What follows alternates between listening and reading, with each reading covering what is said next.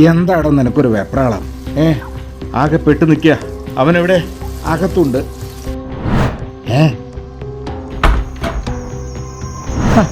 നീയോ? പേടിച്ചു പോയല്ലോ. എന്താടാ? ഞാൻ ആത്മഹത്യ ചെയ്യേണ്ടി വരും. ആകെ പെട്ടു.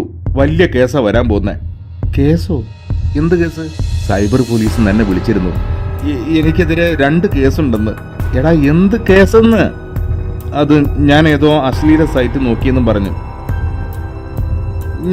ഞാൻ നോക്കിയിട്ടില്ല. അങ്ങനെ നോക്കിയെന്ന് തന്നെ വെച്ചോ. അതിനെന്താ? അടുത്ത കേസ് എന്താ? എനിക്കറിയില്ല. കേസ് ഒതുക്കണമെങ്കിൽ 50,000 രൂപ കൊടുക്കണം അത്രേ. നീ ഫോൺ എടുത്തേ. ഇനി ആ നമ്പർ എടുത്തേ. ഇനി അത് ബ്ലോക്ക് ചെയ്ത്. ഇത്രയുള്ളൂ കാര്യം. എടാ, നീ ഏത് ലോകത്താ? ഇമാതിരി തട്ടിപ്പുകാരെ തിരിച്ചറിയാനുള്ള ബുദ്ധി പോലും നിനക്കില്ലാതെ പോയല്ലോ. പല വിധത്തിലുള്ള തട്ടിപ്പുകൾ ഓരോ ദിവസവും കാണുന്നവരാണ് നമ്മൾ. ജോലി വാഗ്ദാനം ചെയ്തും സൗജന്യങ്ങൾ ഓഫർ ചെയ്തും സഹായിക്കാൻ എന്ന വ്യാജേനെ കടന്നുവന്നും തുടങ്ങി നിരവധി തട്ടിപ്പുകൾ അരങ്ങേറിക്കൊണ്ടിരിക്കുന്നു. വ്യാജ ഡോക്ടറും വക്കീലും വ്യാജ പോലീസുമെല്ലാം നമുക്കിടയിൽ വിലസുന്നുണ്ട്. ഇതിനെതിരെ ജാഗ്രത പാലിക്കണമെന്ന് പോലീസ് തന്നെ പറയുന്നു.